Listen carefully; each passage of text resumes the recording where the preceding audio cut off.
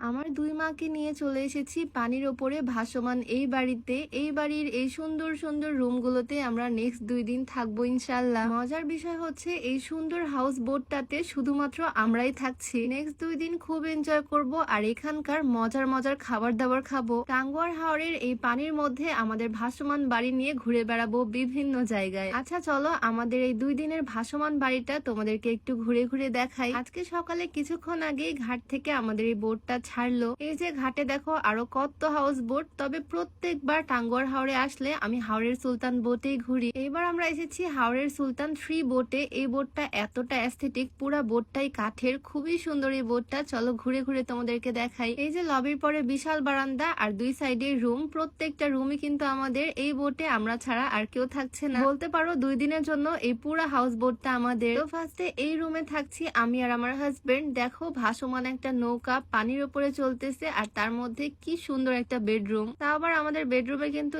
SEO আছে, গরমে কোনো রকম কষ্ট হবে না। বেডরুমটা কিন্তু আমার ভীষণ পছন্দ হয়েছে, খুব সুন্দরভাবে ডেকোরেশন করা, কম্পালসারি সবকিছু দেওয়া আছে এখানে। এই হাউস বোটের প্রত্যেকটা রুমই ভীষণ সুন্দর, এসি নন এসি সব রকমের রুমই এখানে অ্যাভেলেবেল আছে। এই যে এক পাশে আমাদের রুম, এক পাশে মুস্কান ভাবিদের রুম, পিছনে একদিকে আমার 2 মায়ের রুম, মানে আমার মা আর আমার শাশুড়ি আম্মু, আমার ননদ দেবর সবাই এসে যে যার রুমে ফ্রেশ হচ্ছে। আর এই দিকে সকালের নাস্তা চলে আসলো। আমরা কিন্তু টাঙ্গুয়ার হাওরে এসে একদম বেস্ট একটা ওয়েদার পেয়েছি, মানে খুবই সুন্দর বৃষ্টি হচ্ছে চারিপাশে। এই যে আমার 2 আম্মু চলে আসছে, এখন সবাই মিলে সকালের ব্রেকফাস্টটা কমপ্লিট করব। খাওয়া দাওয়াটা সবসময় হাউস বোটের ছাদেই করা হয়, বাট এখন যেহেতু বাহিরে প্রচুর পরিমাণে বৃষ্টি, তাই আমরা এখানে লবিতে খাওয়া দাওয়া করতেছি সবাই একসাথে। টাঙ্গুয়ার হাওরে পানির ওপরে বোটে বসে বৃষ্টির দিনে খিচুড়ি খাচ্ছি, এর মতো মজা আর কি বা হতে পারে বলো।